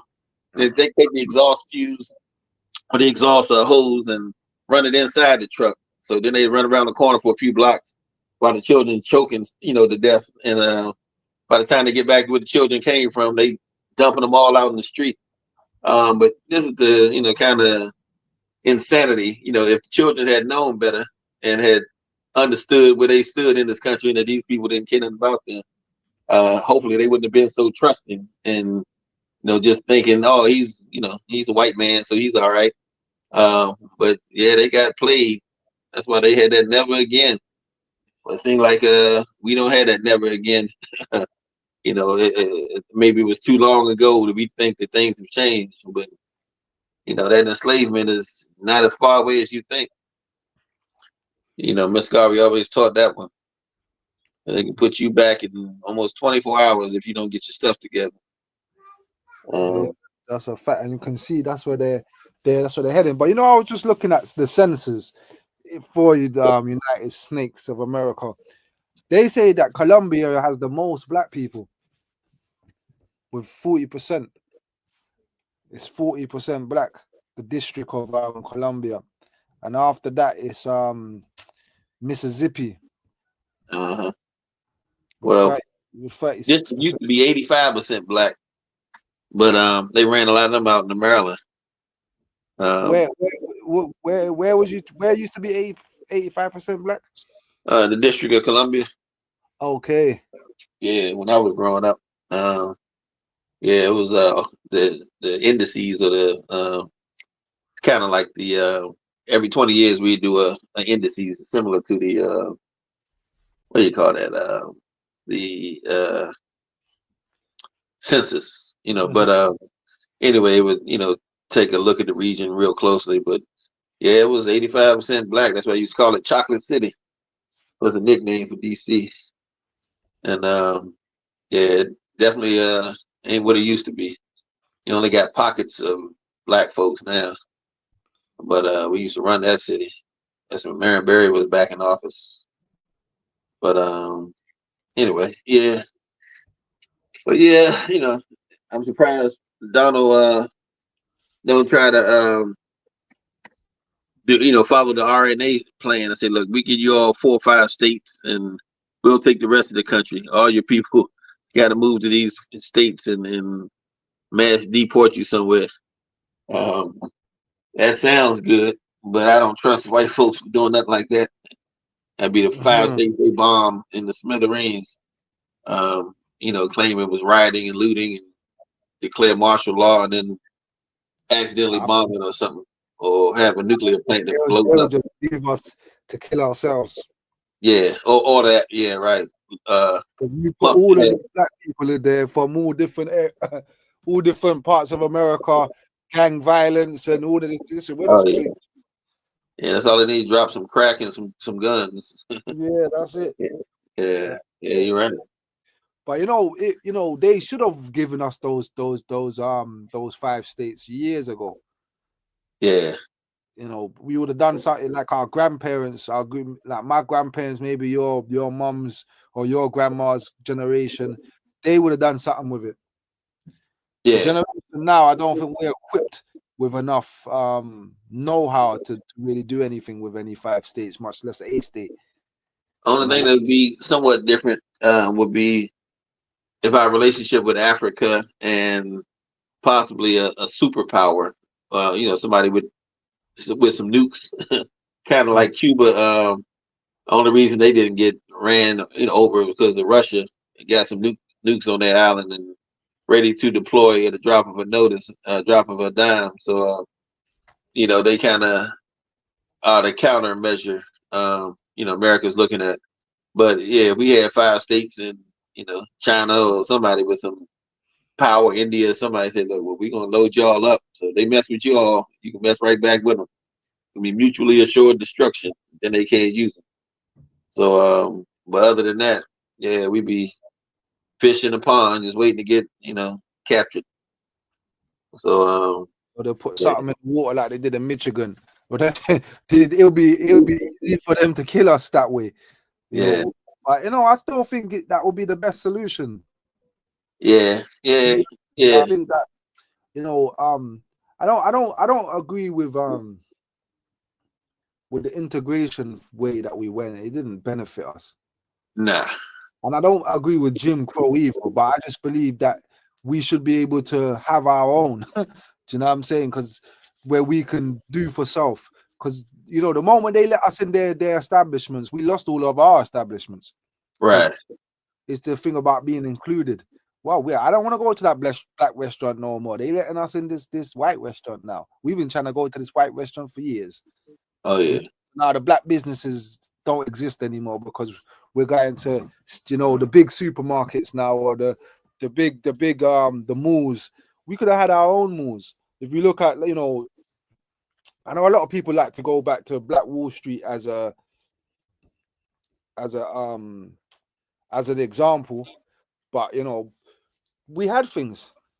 yeah, Do you know what I'm saying? We had our own businesses. We had our own factories and things like that, and we were thriving.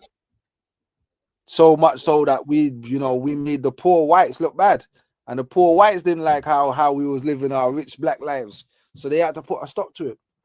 right. But if they left us alone, who knows what Black Wall Street would be now? Oh yeah, yeah, definitely. Well, I mean, They had to make Atlanta like a newer version, but I'm not sure how well Atlanta did. I haven't been to Atlanta, so I'm not really sure if they're thriving as a community over there. I haven't really heard much to really say that Atlanta is the new Black Wall Street.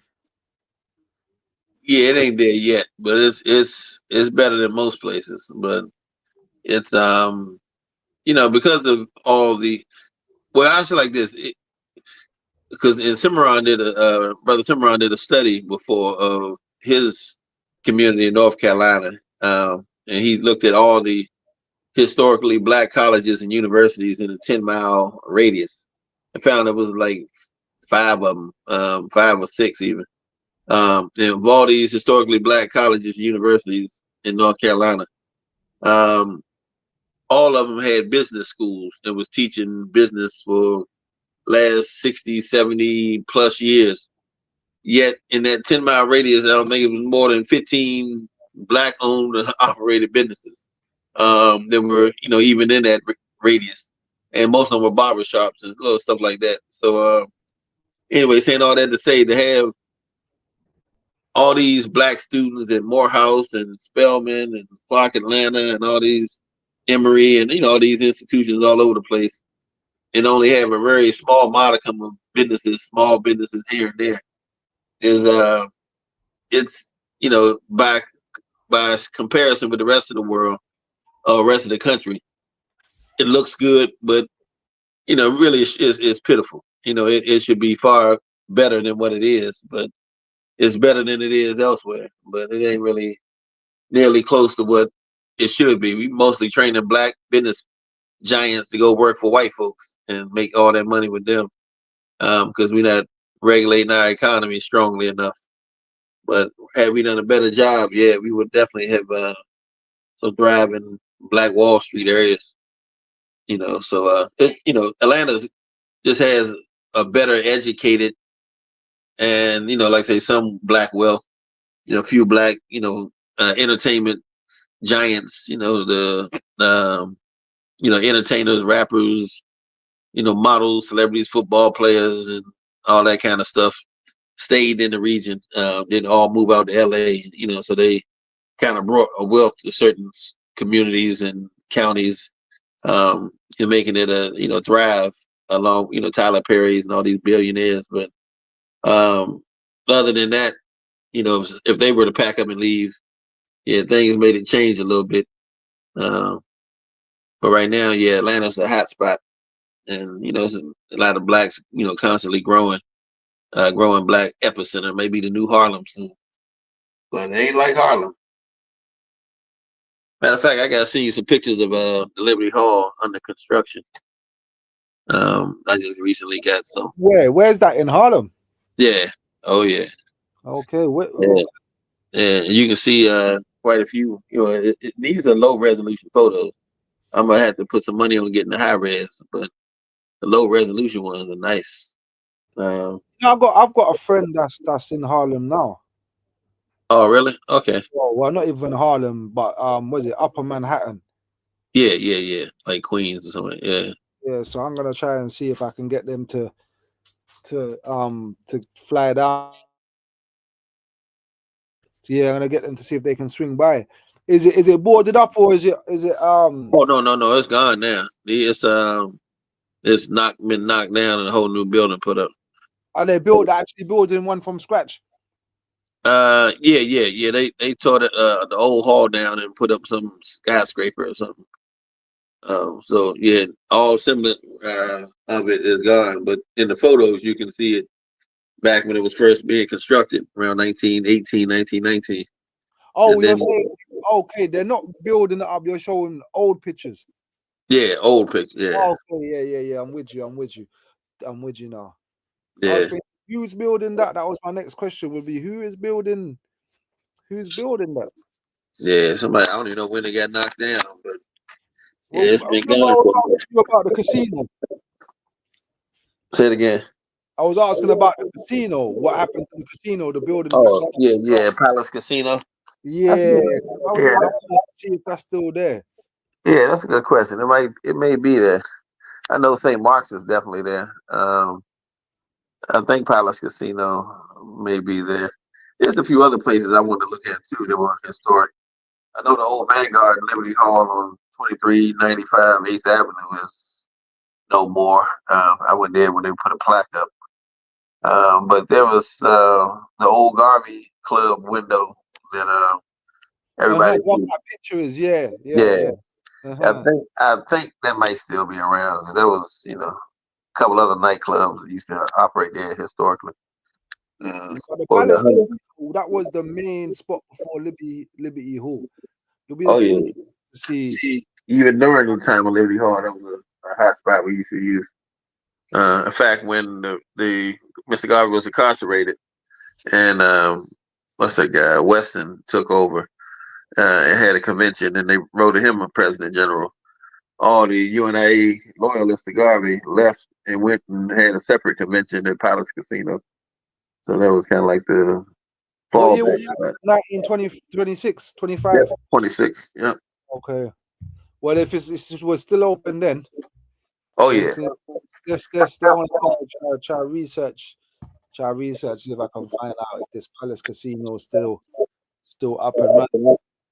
yeah, yeah. It should be hard to find.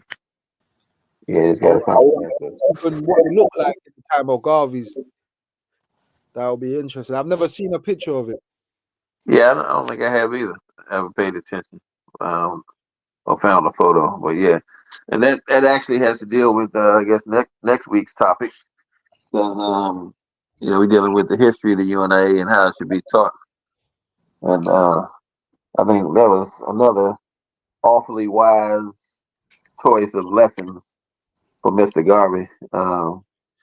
And thinking reflectively on the success and the transformation of the association, and never forgetting some of the past successes, but also describing how the new epic of this association is going to move forward.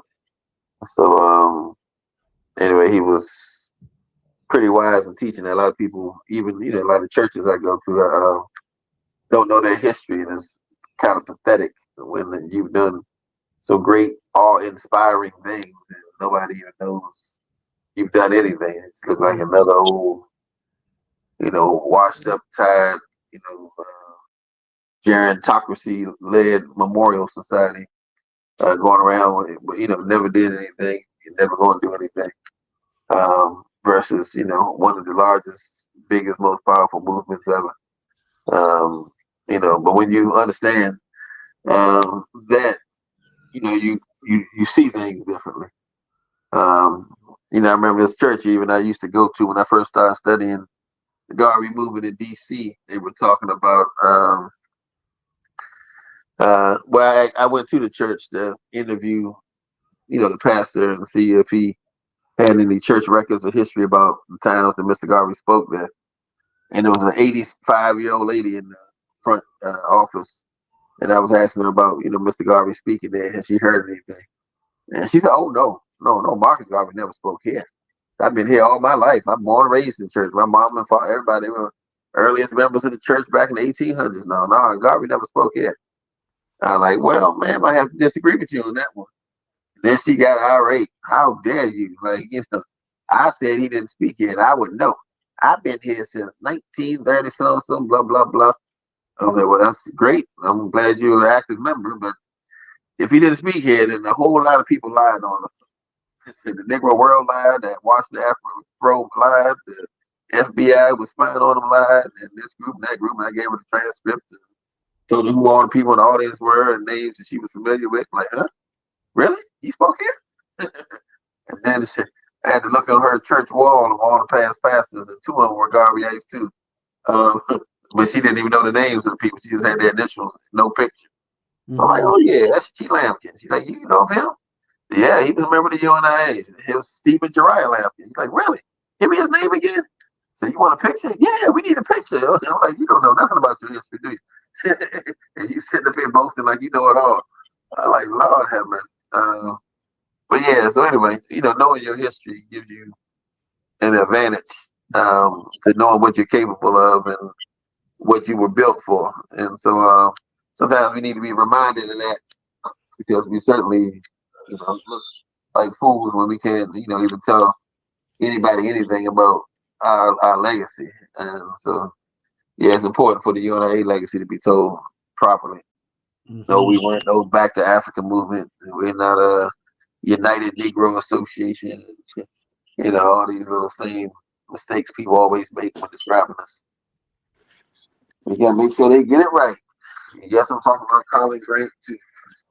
Yeah, that's and some of the members need to know also, not Yeah, just the enemies of the association, just the members need to know the history, especially with the different splits and branches off of the organization. yeah, yeah. I probably need to have a session on that one day. Yeah, Make a point, if that's okay. yeah, go ahead, sister. There's a few things that you said which made me jump back on, that made me just remember a film that I recently watched. I don't know if any of you have heard about the 668, which was a bunch of Navy women in the army, the Second World War, Yeah, I saw it come. I haven't watched it yet, but yeah, I've seen. I know what I you're talking. literally watched it this week, and it just made me think about the point that Marcus Garvey said in terms of having a purpose, because the women that were in the army really had a purpose. And the thing is that they really undermined us, you know, the other community always undermined us. They did the most amazing work that up to this day I don't think that they can do themselves. They gave us the hardest tasks under the worst circumstances to live in, eat Mhm. in, be in, but yet we thrived. There was mail, that 10 months worth of mail that wasn't getting to the front line. I don't want to spoil it for you too much, but it is factual. Um, and they were given 6 months to sort it out. And you know, at first they just kind of thought, "Oh, that's light work," you know, not knowing the multitude of work that they were going to be under, and they achieved it in 90 days. And I just think, you know, we keep getting bashed down over and over again and being told that we're wrong and we're dark and we're horrible and we're this and we're that, everything negative under the sun, but yet we rise above them all. We do things that they haven't even thought about doing. There are so many things that are in existence today because of us. You talked about the Moors, you know, how we came and we taught them how to wash, you know, basic things like that. But they still underestimate us. And maybe this is why they fear us, because they know that we can do everything mighty. But the point was that I was trying to make was that, you know, that was really purposeful work, and they chose to be a part of the army to do good for their country, you know. And I really do. What's the word I'm looking for? Not advise, but you know, go and watch the movie. Basically, is what I'm trying to say. Mhm. It's a very, Mhm. very good story of what they had to endure and how they were triumphant in the task ahead, and you know, the fact of really working because of purpose, which is what kept them going, is important. So it just shows that, you know, what Marcus Garvey taught, which would have been in that time anyway, was really solidified then, even if they didn't know it. Even if they didn't know it, it was still there. So it's very important. So yeah, I just want to make a point on that. I recommend everybody watch it. It was very well done. Probably the best Tyler Perry movie I think I've actually seen. Um, very well, very good acting, very good storyline, and it's factual. So we rise again, family. Part of that movie was filmed over here as well. Yes, it was, because it happened in this country. The mail was here in the UK, and they had Yeah, to come to the UK to sort the mail out to ship it to where they were on the front line. yeah, because I Yeah. remember when they were filming, they were looking for actors and stuff, and I remember getting the email about if I wanted to be a part of the movie. Oh wow. But yeah, you know, Your but yeah, I'm claim gonna to check it fame, my out. brother. Huh? That could have been your claim to fame. Nah, my claim to fame is Garveyism. Yeah, but you still get to do the work. You're a black Yeah, actor. yeah, Doing definitely. the work for a good cause. Why not? Also, Uh, can help raise the awareness of the UNIA through that. You know, and Marcus Garvey's work. You know, we're entitled to. You know, of course. they marched the streets of Birmingham in this country. 800 soldiers, women on the front line, and they didn't think. And after the circumstances in which they came, they were still able to get off the ship and march with their heads held high. You have to give them their props. Yeah, You have fearless black women. amazing. And was that the 6 888 or the Yeah, the triple? 6 888. It's on Netflix. Oh, okay. Yeah, yeah. I've seen it. I just when you came in, I thought you said 666 8. I was just making sure I Oh, was maybe right. I did. Oh, okay. All right. Yeah. Apologies. I did like the movie. That was definitely the best Tyler Perry, but I didn't care for the one of the main characters and her crying over her little Jew boyfriend like that. Yeah, no, I understand. Yeah, That's but the least important bit. Yeah, I get They it. always are, but they've got to have those white moments Oh in yeah. there. yeah, he And had have to stick up white, for her in the Can't have it beginning. too white black savior. now. Yeah. Was there a white savior in it as well? Yeah, well, he was one of them. Yeah, Yeah, I know. you know, she was getting picked on in There school, wasn't and actually. There wasn't a white savior. Only you know, yeah, the boyfriend in a type of way. But actually, no, it was quite focused on us. I would say. Would you agree, yeah, brother, President General? yeah, mostly. But I mean, Eleanor Roosevelt. Um, she along with what's her name?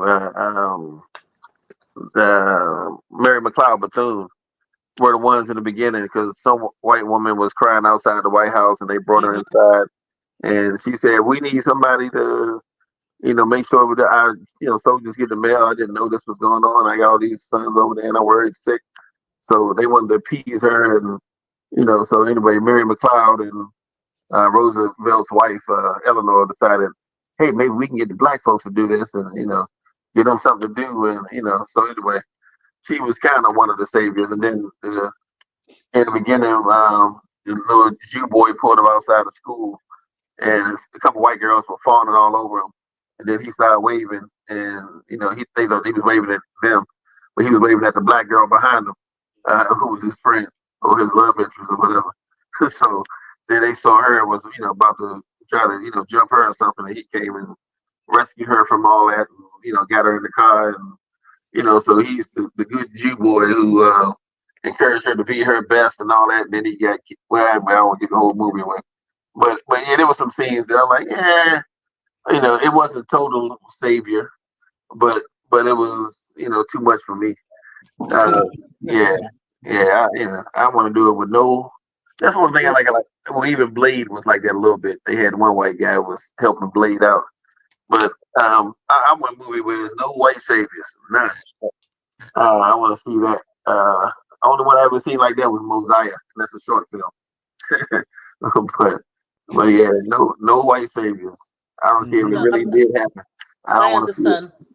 For me, it was more from the perspective of what those women did. Oh yeah, in real life, yeah. and telling that story. Of course, they've always got to bring in a narrative that it's got to be pleasing to some other community because if it's too black, it's a problem. Even when you did Bob Marley, they still had. I mean, that guy was real, but they still have to.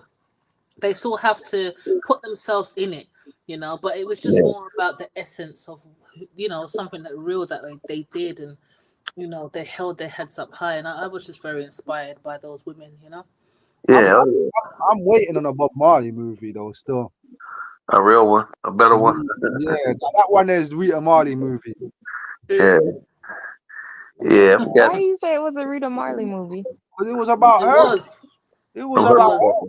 It was about her. It was about their relationship. They didn't even show that. They based it around the One Love concert. Fine, that was fine. But it was about Exodus. The one, no, it wasn't even. They didn't even make it the recording of Exodus. They didn't even show it was about the One Love the One Love concert. Yeah, that's what the movie was about, and they just kind of wormed their way up to that moment, and then but they didn't mention nothing. It was just about One Love concert and the relationship with Rita and Bob. Yeah.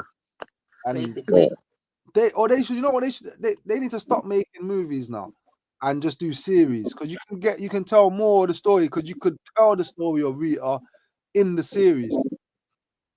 But also, the movie was produced by Ziggy, wasn't it? So most of the information he would have would be based off of Rita, I would think. No, no. I mean, I understand where you're going with it because that's his mum, but no. There's so much information about Bob. There's so much people still alive. You don't need to go to your mum.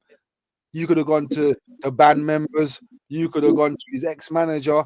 You could have so much people. They got nominated for a Grammy, by the way, too. They got nominated for 2 things. Yeah. They won it.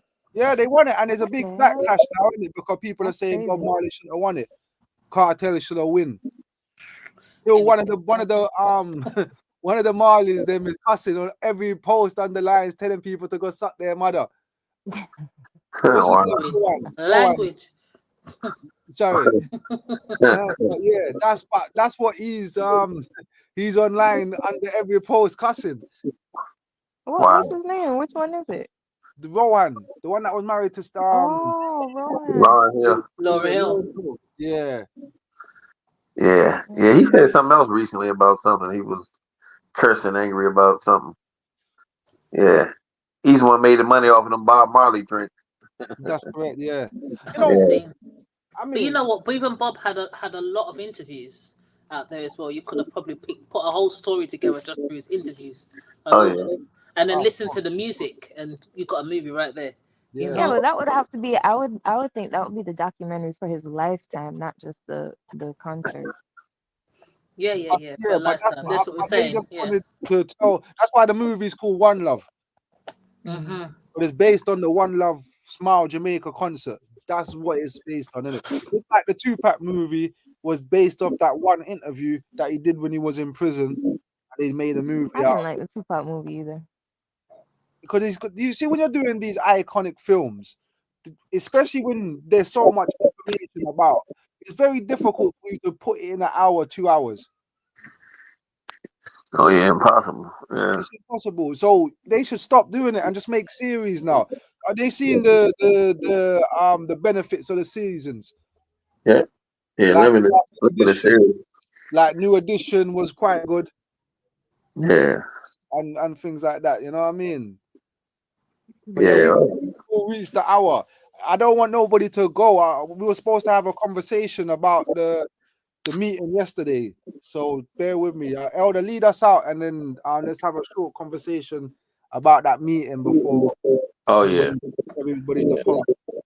yeah. Yes, indeed. Well, it's been a good session, and yeah, just